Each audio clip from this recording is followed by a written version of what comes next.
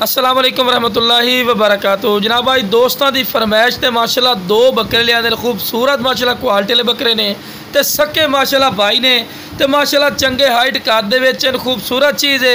और अज रैट सिर्फ bonus rat है, थोड़ी सोच तो इंशाल्लाह भाई कम रैट तो देवांगे तो जोड़ा भी इंशाल्लाह पहले कॉल करसी फायदे च रसी और इंशाल्लाह बिल्कुल मकूल और जायज़ मुनासिब रैट तो इंशाल्लाह मिल जासे।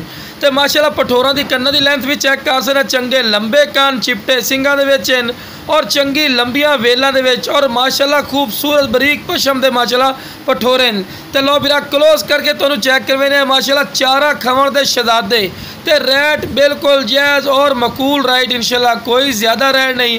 हालांकि दे मंडी चला जाओ कम अज़ कम बिरा 35-35 हज़ार रुपये तो घट तो पठोरा कोई नहीं मिलना।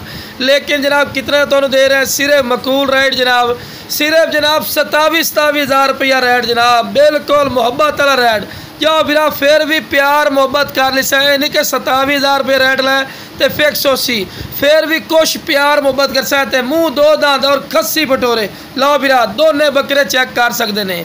तो जिस बिरा चाहिए जनाब स्क्रीन पर नंबर चलता फिर इससे रबता कर इंशाल्लाह फायदे का सौदा ही ने जो बिरा पहले कॉल कर सी फायदे।